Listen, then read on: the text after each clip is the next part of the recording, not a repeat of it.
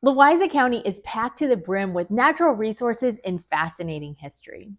I'm one of the former Louisa County conservation naturalists, and I absolutely loved my time in this county. I couldn't wait to bring my kids back to the area.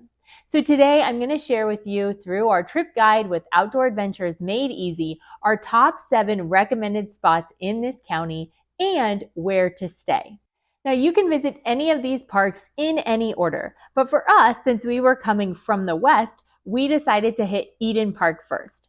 This was a great little stop with a cute playscape that my kids thoroughly enjoyed before we hit some of the hiking trails. Next up is the swinging bridge in Columbus Junction. We thought this would be just a short hike across the swinging bridge and back to our vehicle. But after crossing the swinging bridge, we discovered the Possum Hollow Trail, which actually leads around and down the ravine underneath the actual swinging bridge itself and then back up. We really enjoyed this extra hike, and be sure to sign your name in the logbook at the bottom of this ravine right underneath the swinging bridge itself. The swinging bridge has a fascinating history tied to it that you can find out a little bit more of in our trip guide as well. Next up is Mallory Cemetery. Now, you might think it's a little odd that a cemetery makes it as one of the top 7 recommended stops for Louisa County, but this cemetery is truly fascinating. It wasn't until recent years that cemeteries really became a place where people avoided them or they were super somber. Actually, in the past, cemeteries were places that families would gather together for picnics and luncheons to enjoy the cemetery itself. And I think we actually need to get back to that because there's amazing history and stories that need to be told from these cemeteries. And Mallory Cemetery is one of them. This is such a unique place that we actually created a scavenger hunt just for this location that we think will help you to enjoy it and learn a little bit about its history. Now, this cemetery actually has a fascinating connection with another stop on our trip, which is the Toolesboro boat ramp, which is also near the former location of Burris City. Within the guide itself, we actually have a whole page dedicated to the history of Burris City because it's so unique and it's amazing how it ties 2 of the stops together. So be sure to check that out. The Toolesboro boat ramp is also included on the Mallory Cemetery page, not that they'll probably be visited in order, but because of their interesting history connection.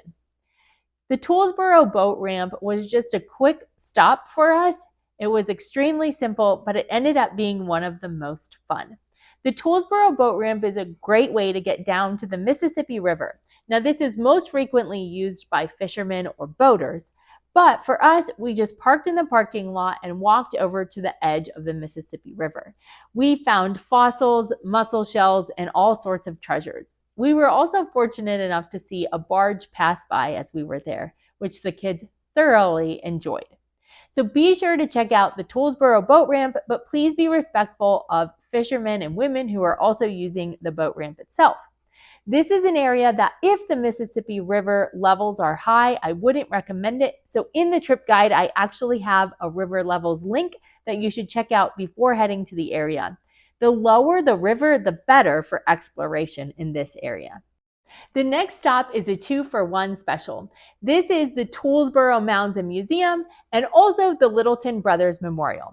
There's more history in the trip guide about the Toolesboro Mounds and Museum, but I would recommend checking to see if the museum is open before visiting. If you can plan your trip around the museum being open, I would recommend doing that because it does certainly enhance this trip. But if not, I would still encourage you to visit the mounds as they are truly fascinating. From that same parking lot, you can also visit the Littleton Brothers Memorial. The Littleton brothers were 6 brothers that went to the Civil War and all lost their life. This is believed to be the largest loss of life to an immediate family through the history of all the United States wars. The monument is not only beautiful, but it tells the amazing story and sacrifice that these 6 brothers and the Littleton family made in honor of our freedom. The next stop is the Port Louisa National Wildlife Refuge. This would be another stop that has a visitor center, so if you can time it right and actually appreciate and enjoy the visitor center, that would be great. Make sure to head to the Overlook, which has a beautiful view of the Mississippi River floodplain. From there, we took a short hike down into the floodplain itself and found all sorts of treasures, but our favorite was the amazingly large sycamore tree that was down in the floodplain itself. After a short hike, we didn't want to go very far, so we took a left and headed back up the big hill itself, and then we were back at the Overlook.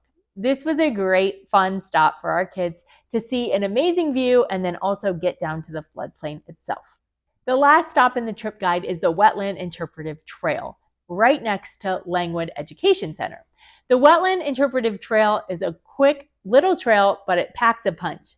There's great interpretive panels that I would recommend checking out. The kids loved running up onto the hills to see the different view from that perspective. There's also a fishing pond and some wetland areas that you could definitely bring along a net and see if you could catch some cool wetland critters like frogs, tadpoles, or crawdads.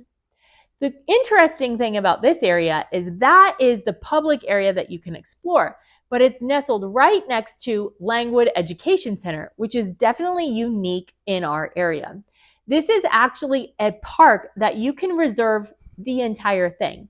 So if you have a family reunion or even have a group of friends that you want to get together for a camp out, this would be an awesome place.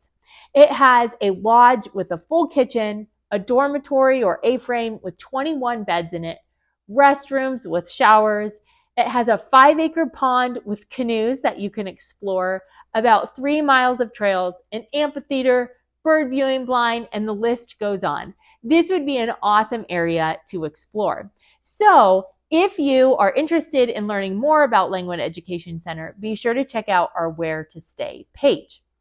So that leads us to the Where to Stay page.